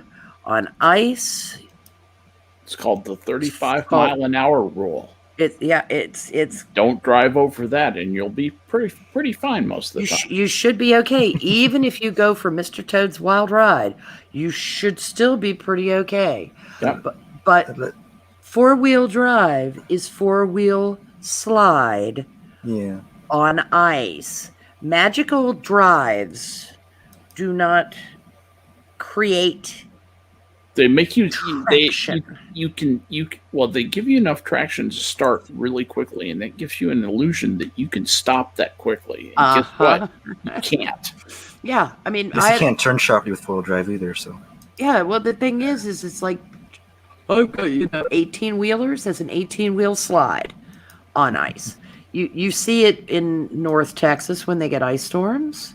Oh yes, absolutely. You see it in rainstorms up here. Texas can't drive. Oh well, it's hydroplaning is a thing, and on an 18 consider Oh, it wheeler, I've done that sport, once actually. before. That was Yeah. fun. Never And again. Don't and do it. 18 wheelers, if they're unloaded, they're awful light in the back, and they can lose traction. Make a pickup truck. They can lose traction. yeah, I just do sandbags back my truck during when it snowed. So.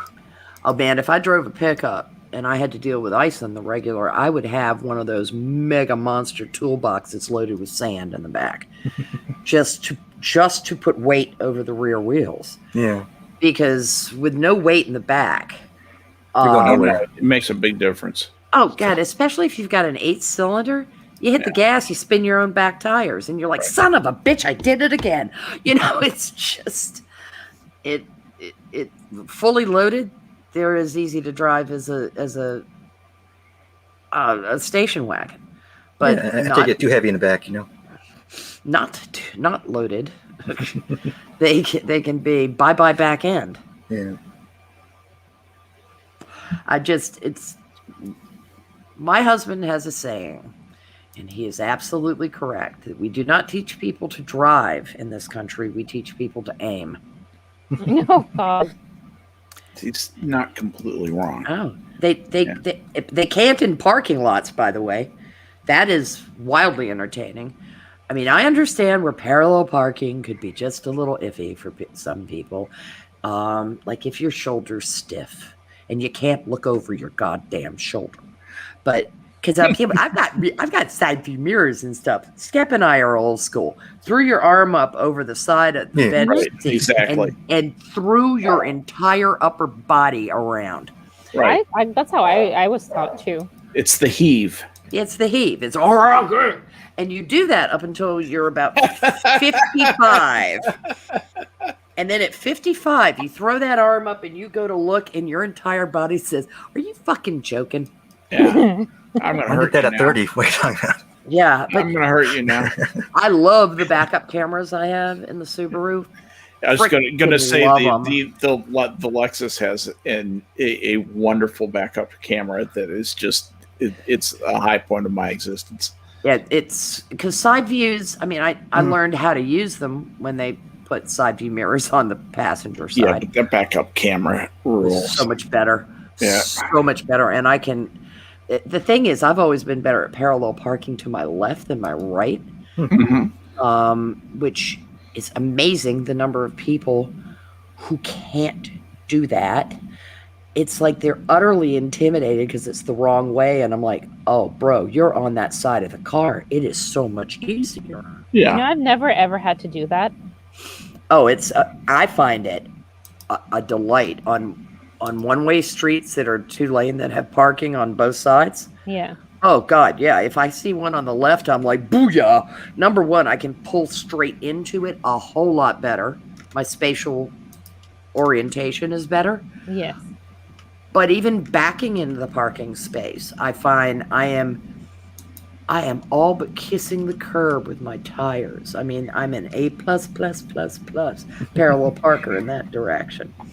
First time they tried to get me to parallel park in driver's ed, I almost hit a mailbox because I couldn't see it. It was in my blind spot. One thing I think that people should really learn to do, and that is parallel park. It really is handy. And when you need to do that, nothing else will do. No, and Richmond has a metric fuck ton of places where you parallel You have park. to parallel park. You Yeah. have to parallel park. But these morons. It's just at the level of urbanization where your free space downtown is starting to disappear, isn't it? Well, we have a whole residential area that extends from downtown out that is row houses. Oh, really? Okay. So Yeah. it's all There's sidewalk parking. never any parking in front of a row house. Yeah, and it's some of them have MUs, so they have MUs garages, Mm-hmm. or alley garages. Yeah. But there's just you needed to learn to find the spot and make it work. And if that meant tiny little bumper kisses, it meant tiny little bumper kisses. Well, you have to learn how to do that properly. I was going to say that's another skill, actually. Yeah, you don't bonk. It's and I loved my Toyota Corolla because it had that big thick rubber bumper on it. Literally a rubber baby bumper, buggy bumper. And that one, I could just bong into people and nothing happened. Well, but I didn't because that would be bad. I used to have like a 78 Toyota pickup, and that had no power steering. That thing was a hell to park.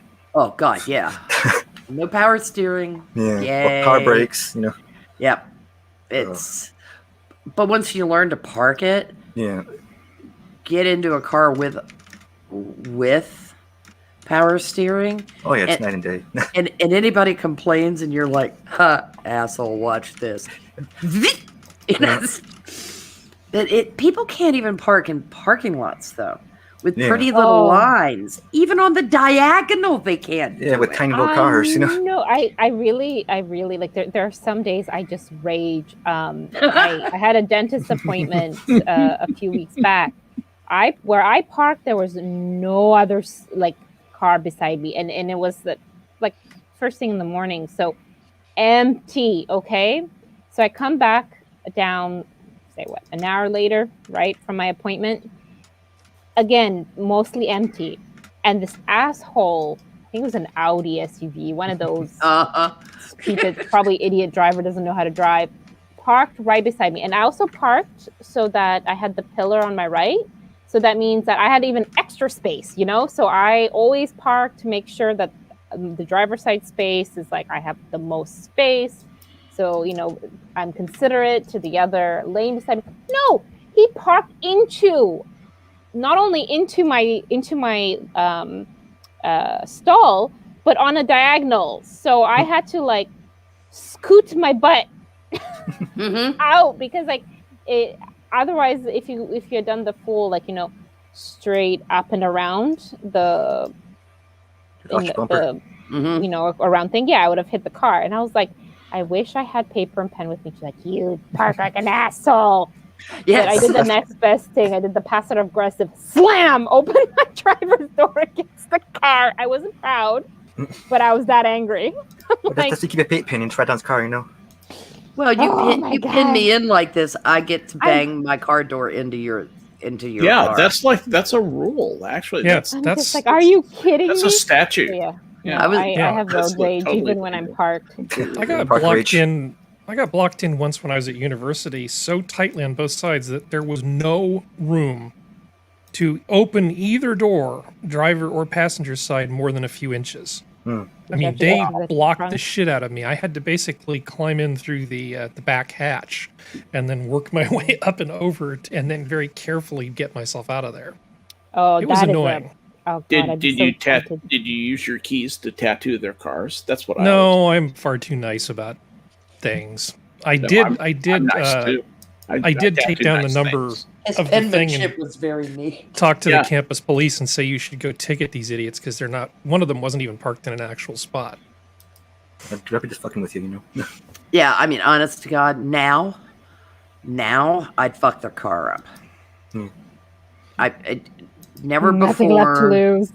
Yes, I'm not kidding you. There's nothing on my insurance.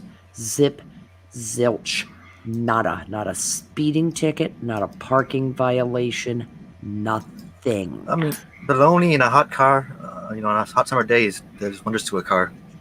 Honey, taking a tire iron to their goddamn passenger window would be entertaining too. I mean, if I can't take it to them, we at the Minions of the Zoo do not advocate violence. Let's play Street Fighter. I mean, I really would consider scooching down on the ground and with my keys, below the door panel. You know how they tend to bend down a little bit? as they brake toward the clearance of the car. Yeah. Or on one of the front quarter panels at one of the curves where they wouldn't see it, just etch with my keys, asshole, and wait for them to find it like a month later when they're washing their car. I actually did that to a guy's Corvette that he was parking in two. He was taking up two places, and I wrote him a couple of notes and got no satisfaction. And I may have had a little too much to drink one night. Came home and there was that fucking Corvette. I went back to my truck, got one of my big screwdrivers out, and I tattooed the side of that yellow Corvette. Yeah. Just said fuck on it.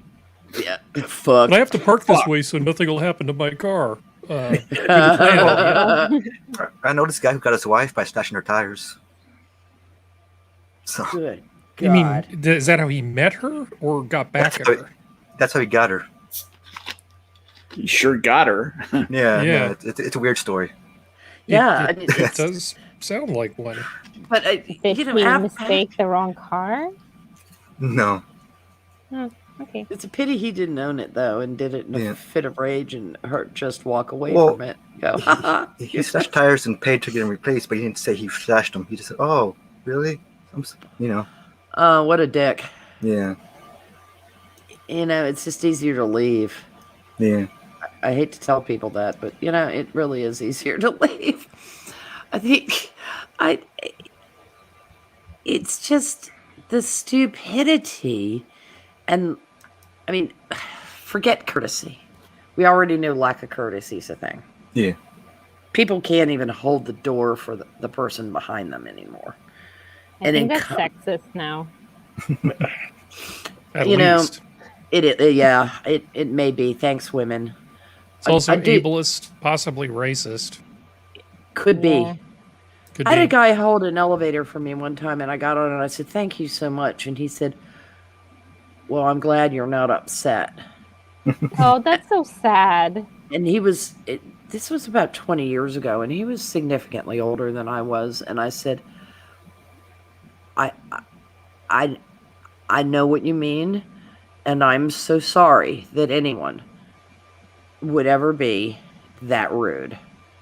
It's just, it's common courtesy. I hold doors for people. I've had men hold doors for me, and I go through, those double door sets.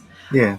So I'm getting to the next door first, Mhm. and I'll hold it open and say, "Turnabout's fair play." Yeah. Well, people hold doors for me all the time because I have the cane. So But I've seen women struggling to get baby carriages through doors and people just walking past them. yeah, And so it's kind of pathetic how grateful people are at times. I mean, not pathetic on their part. It's pathetic That as a you've statement reached this point. Yeah. yeah. Well, people are just in a hurry. to the rudeness. Because my mother Yeah. used to thank people if they didn't hold doors for her. Oh, She'd thank go, you. "Why, thank you." This Oh. sarcastic voice. And Yeah. Oh. thanks. Appreciate My mother would do that. stuff like that. God, it just made me crazy. It made me crazy until I started doing it because I was like, Yeah, I know. Now I'm just as bad as she ever was. Oh, I've yelled at cars speeding through parking lots. Oh, yeah. Like across the front of the Target or the Walmart or something like that, and they're just through, and I'm like, "You son of a bitch!" They can't crazy. hear you. No, You're gonna get no. shot. No. So to park in one of our Costco's here, it's underground, Oh, and it's a straight drive. So if you go down to P, you have to take a right into P1 or drive straight down into P2. As such, they have right of way, and if you're coming out of P1 and exiting to go back up, it's a T intersection basically. So it's one stop, and then the right of way are the cars going up and down from like surface to P2, and it's a clear stop. It's written stop. Everything stop. Girl just completely cuts my way, goes drives straight up, takes the left to go outside, and I didn't realize I shouted at the top of my voice, "There's a stop, you bitch!" And her window was open, my window was open. It just came out of me. I just couldn't stop it. I'm And I'm proud like, of you. Oh, we're at this point now. Oh no, I shout at cars all the time. That was just extra. That was just like I could feel it. It came from my chest, Mm-hmm. And I was It like, came from your bowels, Sora, be honest. yeah, like it was just that moron. And I think Well, it's you don't Carl get an who accident. heard it. Yeah, when you almost an accident, it kind of does things to you, you know. Just it wasn't even that because I am now so attuned to people. Basically, I will wait to take a left in an intersection until it is a stale red because in a stale red they will still run the intersection. Oh yeah. They do So I'm that like, here. I don't care because the cars who are already at a stop from the opposite direction can see me. So it's actually safer for me to wait for a stale red to take a left turn than to actually take a turn when I'm legally allowed because I will be hit. They recommend at a lot of, I mean, around here, there are a lot of intersections. You count 1, 2, 3 before you go in the green. And it's causing backups. And one day, honest to God, I think I've already told this story, but I'll tell it. I pulled the idiot woman in the car at the light and was looking at my grocery list. Oh. And the light turned green. And I looked up and went, oh gosh, the light turned green and started to go and a car blew through. Mm-hmm. And I thought, well, I'm glad I was looking at my grocery list or I would have been the hamburger. Because they were Hamburger going on the highway. They were going 55 and a 45 easy. And that that's basically how Joe Biden's family got nuked. Was that type of a stop where they were supposedly stopped at a stop sign? It sounds like she blew the stop sign. Actually, Joe Biden's wife. Unfortunately, it looks very much like she was at fault in that. He won't consider that, but that's what the authorities ended up. I've looked at that exact intersection where that was. Looked at the angles, how that happened, and it's very obvious what she did. Well, that's how Laura Bush killed one of her classmates. Oh, really? Yes. I didn't know that. Yeah, she failed to stop, and it was one of her classmates who was in the other who was in the other car. Yep. Yep. She's never denied that. Yeah. It says she ran a stop sign. She ran a stop sign and it killed somebody she knew. Yeah, that left another young person left. And she was 18 years old, I think, when it happened. 17. 17. It says here she ran a stop sign, struck into the vehicle. The driver of that other car, a 17-year-old named Michael Douglas, was killed. Yep. Bush has said little about the tragedy. Now the Times says that she writes being racked by guilt for years after the crash, especially after not attending the funeral and not reaching out to the parents of a dead teenager. Yeah, she was horrified, like most kids would be. Yeah. And she's been honest, at least, about it. It's a terrible thing because inattention happens, and it happens all the time. We're inattentive all the time, and anyone who says they're not is lying. We've all done things. Tired. Yes, you're tired, you're distracted. There have been times that I've thought, oh boy, how long has it been that I have not been actually really paying attention? Yeah. You joke like, oh, I got to work or home. I don't even remember to drive. Ha ha ha. But that's not a good thing. Well, you do it so often, you get used to it, and you're like, Yeah, there is also, there's memory wear there because it's imprinted on you. But you can get highway fugue, something fierce. Oh, yeah. Where 50 miles have gone by and you're like, son of a bitch, I'm halfway through Maryland and I don't remember any of the last. And you're on autopilot. I so know that. Well, it's like you're so intent on driving, You are. And in most cases, especially when it comes to lights trigger things in us. Red means stop.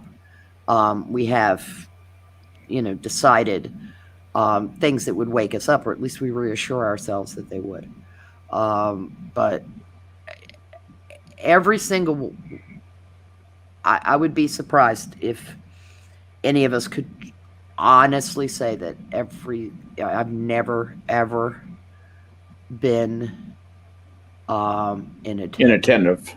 Yeah, when driving. No, Yeah. it's happened to all of us, and Mhm. there, but for the grace of God goes, we were somebody- lighting a else. cigarette, we were changing the radio station. People have done the same things that we have done, and they paid for it with their lives. Mhm. I promise you that's true. Oh yeah, it is true of there, every one of us. but for the grace of God, it Yeah. always is. Isn't it? Absolutely. And speaking of there, but for the grace of God, Yes. there, but for the grace of God went another 2 hours of your life, and you spent it with us. And I want to thank chat for coming out and listening to us, and thank my panel for being a part of this tonight. It was fun. It's wonderful having you. I'm just going to end it with a little quote about health and sickness that my old classmate Heraclitus, he was always talking about this kind of stuff. He wrote a little poem. He said, "Always having what we want may not be the best good fortune.